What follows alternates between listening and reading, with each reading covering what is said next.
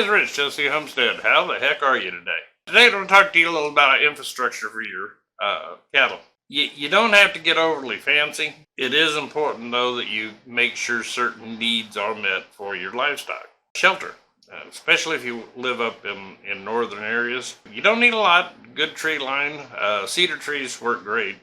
Let the limbs grow down. They will get underneath that thing and snuggle in. It's almost like a tent to them. I myself always like to have at least a fairly decent sized lean-to that I can run them into to get them out of the wet and so forth. Makes for a handy spot to feed them. Put a little corral on it, and it allows you to work with them. And you can get by with something as simple as using panels, to build your corral with, your corral panels. They work out just fine, just great. Put some pictures up to that. Yeah. It's hard to, with these cameras, know where you're going. But, yeah, you can make a small corral, which is a good spot to feed your cattle at. Really is. Get them used to going into that corral. Matter of fact, they want to be excited about going into that corral. That way you're not out there running around on the pastures trying to run down cattle. Once you get your corral built, and like I said, it's fairly inexpensive. If you check, Craigslist and different things of that nature, hit your farm stores. A lot of times they'll have little bulletin boards where people post stuff they have up for sale and so on. And you can pick these things up fairly cheap. So build yourself a corral. Have that set up to where you can run them in there, put your trough in there, feed them in there, get them used to going into that corral and it to be a good experience for them. Then off of your corral, you want to add a chute that you can run them down. Bare minimum for cattle is a head gate. Now, if you're just got a couple of heads, something of that nature, and you're working by yourself, you can even build those out of wood. If you're having to run a lot of cattle through, I would say anything over 10, you're going to want to have an automatic locking head gate because especially if you're working by yourself. It's a little hard to run them down the chute and keep them under control that way and then them lock themselves down into that head gate. If you got a teenager boy or something who can operate a head gate, it's fine. You can stay with the wooden one. Otherwise, I'd recommend getting a mechanical. Here again, if you check around at sale papers and marketplace and things of this nature, you can a lot of times pick those up fairly inexpensive for the dollars, Seriously. Clean them up, lube them up, make sure everything works good on them. Paint them up to where they don't get to looking like the dickens out there in your pastures, and run with it. Because if you don't have a way to secure that animal, and you can even step up, right over there, to a squeeze chute, which I prefer, especially if you're working by yourself. That's going to allow you to do about anything to your herd by yourself. Because you can literally lock them into that thing and even flip them on their back. Something you're not going to be able to do usually on your own. So, it just makes caring for the animal a lot easier. It also saves you money with your vets. Whatever vet you're working with in town and so forth, they know you got a good squeeze chute, head gates, whatever. Your operation is set up to where the vet's not risking her life trying to, check your cattle. It always helps. Those are the three. Have a corral. I like to have at least one shed area that I come off of. I put that corral area around, coming out in the front. I'll see if I can get some pictures of just a simple lean-to with a corral. But, yeah, you don't have to get nuts with it. Okay? Keep it simple. Keep it inexpensive, because every dollar costs. Now, as you can afford to go bigger, and as your herd grows and, you're getting more profitable with it and you're trying to trim costs by the amount of labor costs you're putting into it, because your time is money. Keep that in mind. If you can cut a half a day off of working cattle, that's a half a day you can apply somewhere else to increase your margins on other items. There's only so many hours in a day, folks. Another reason I like to have a corral off of a barn or a lean-to or something of that nature, if you can get power to it or even run little solar panels on a rooftop and LED lighting, it allows you to in an emergency situation, deal with your cattle at night, which is sometimes necessary, you know. A tip I could give you is it's always good to have that located in a smaller pasture that's already fenced. And let me tell you why on that.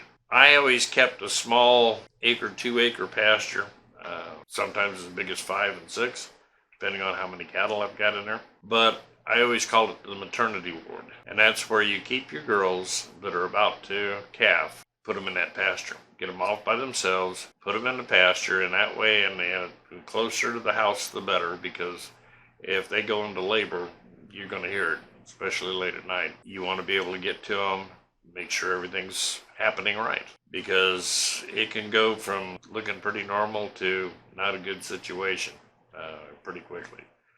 And then you've lost a calf and maybe the cow itself. Don't want to do that. If I go out and check a girl that's given birth and the hooves are pointed in the right direction and everything's looking good and you don't have any breach or anything like that going on and it's moving along, you can pretty much back off, go back in the house and put your feet back up because she's going to do okay with it.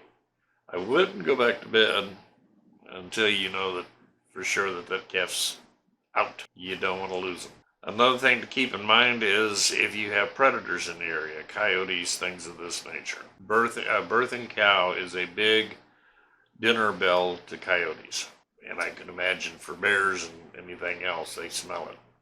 And they know that it's got there's going to be a newborn calf on the ground, and so forth. Keep your guardian dog and so forth in that area at night when you're birthing. Keep so that they can stand watch over them, because that first few days that calf cannot defend itself at all. It's sleeping most of the time. That's why I say if you can move a small pasture and so forth into your house, in toward your house, so much the better. You will find that when you're young and you're in your late 20s or whatever, even early 20s, the layout of your homestead doesn't matter a lot to you. You run all over the place. As you commence to aging, how far you have to walk to get to an area to do work matters. My grandfather used to say it best. It takes me all day to do what I used to do all day. I finally got old enough to understand what he was talking about. And you want things convenient to you. And so when you're laying out your homestead and your barns and your facilities and things of this nature, try to keep in mind, okay, well, I can do it this way now. What's it going to be like if I'm 80? How's that going to be? I know you're going to be a millionaire and, you're not going to have to worry about it. Trust me, there's a lot of 80-year-old farmers out here still dealing with their cattle. Most of it's out of the love of it. Fall in love with the business and you'll be at it as long as you can breathe, As long as you got a pulse, you're out there. Layout is important. Keep it simple. Don't get nuts with it. Don't let these extensions or a bank talk you into piling on a truckload of finance to put in this A-class Cadillac layout with barns and corrals and this and this and this and this and this. Don't get nuts, because starting out, holding your costs down is the most important thing you can do. Really the most important thing you can do, because stuff happens. And if you're laden up with debt and you have a few bad seasons back to back, you're in trouble. Now you're risking everything. Build small. Start small. If you've never dealt with cattle before, I wouldn't buy any less than 2, because they're a herd animal and they need that companionship. They really and truly need that companionship. I've known people who have gotten away with that. As long as you don't have cattle that they can hear in the immediate area, you can get away with it if you got good fencing and so forth. But it is not a good situation for the cow. Understand that. They are not good loners. They are higher strung, more nervous, because they don't have any protection. There's protection in numbers. That's the way those animals respond. If there's 2 of us, we're more likely to be able to drive off a small group of coyotes. If there's 1 of us, could end up bad. So do that. Keep an eyeball on stuff like that. But lay it out well. I'll go through this a little more in depth later on, but what you're wanting to do now is do it cheap, okay?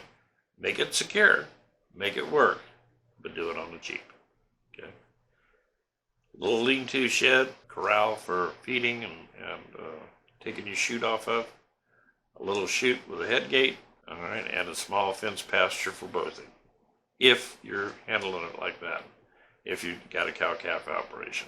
That's my advice for today, for the newbies. Hate being called a newbie, don't you? Sorry, apologize. But for new folks with cattle, you look around at some of these operations and you just go, man, that's what I want to do. That's what I want to be. And then, you know, you bury yourself and you end up in trouble. Baby steps, one step at a time. First thing you got to start on is getting the minimum infrastructure in place, because you're going to have to invest in cattle. That can get expensive. Make sure you do it right the first time. And building your skill sets. Skill sets are important. Eventually, you'll be out there like an old pro, running them into the head gate, giving them a little vaccination in the shoulder and patting them on the tush as they head out. Heading out from the head gate, that is something I always do, is make sure once you've ran them into the corral and locked them down, make sure you put some treats, you know, like some cake feed or something like that, in a bucket or whatever, outside there. Because they will develop a routine of going, okay, I'm coming into the corral, they look in the trough, they don't see any food, they go, not getting fed, means we're going to run down the chute. They'll go down the chute, they'll stand, they'll let you do your work, and they're standing there the whole time thinking, yeah, trying to eyeball around to see where that bucket of cake feed's at, so that as soon as you let them out of that head gate, they can go over to it. You always want that reward. They're like dogs. Train them, and pretty soon they're easy as heck to run through gates and so forth. You know, you just walk them through. Hope this helps some of you. Let me know about some of your successes out there and some of your whoopses. I'm always interested. This is Rich, Jesse Homestead. Hope you guys are having a great week. We'll talk to you soon. When we talk about the minimum amount of equipment that somebody ought to have, if they own livestock, they have some responsibilities for animal health practices and doing those required procedures on cows and emergency operations. It's a lot easier to get a veterinarian to come call on your operation if they know you have some kind of facility to capture and restrain that cow. This is kind of the minimum we think you ought to have, at least some sort of lead up to where the cattle can be brought in here safely, some way to catch your head and hold them steady. The system has a chain where you can restrain the head as well and hold them in place. You don't necessarily need a squeeze chute on small operations, but as a minimum you need a head catch. It allows you to have a self-catch set up as well. If you're working a small outfit, a lot of times you're by yourself, so self-catch really helps from that standpoint. This particular setup holds 2 cows in the crowd alley, and that's kind of a minimum. Some people like to make a real short alleyway leading up to their head gate or chute on a small operation, and cattle always work better in pairs, at least 2. So you want to set up a small system where you can at least bring 2 head in at one time.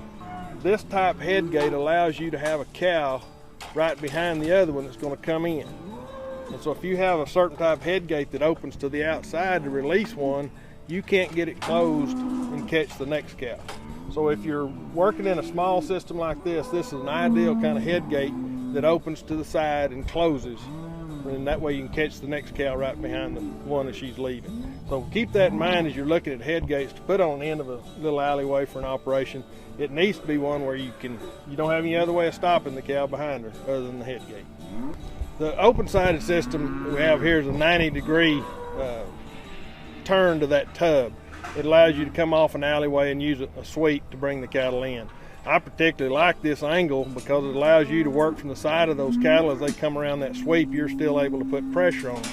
But the advantage to that is it's not real noisy as it goes around, which is distracting. If it goes to banging and clanging, cattle have a tendency to want to stop and see what that is. So actually I prefer these quieter sweep gates as well. If you're going to use this same system for calves, this head gate works very good because regardless of size, it can catch and hold the head. The difference would be in this system, it doesn't have adjustable sides to it. And so if you're going to be working calves, you can still use the exact same system, but you might set panels on the inside of these to narrow it down so they don't turn around. Either that or bring them up one at a time. If you're bringing them up several at a time, in this wider system, they're going to turn around those. Now, 5 weights and up gets borderline is where they can turn around. So a lot of it has to do with the size of the cattle you're working on, but as a minimum, this works very good for cows and bulls or whatever you might need to put through on an operation. Calves, I'd look to narrow it some way, and there's some real simple ways to do that. Those adjust, if you wanted to do a simple head gate like that, you can also use the panels and stuff that come, an adjustable panel that come on some other chutes perhaps to lead up to this, where you can narrow it down very easily. But if I was working primarily cows or yearlings, this would work.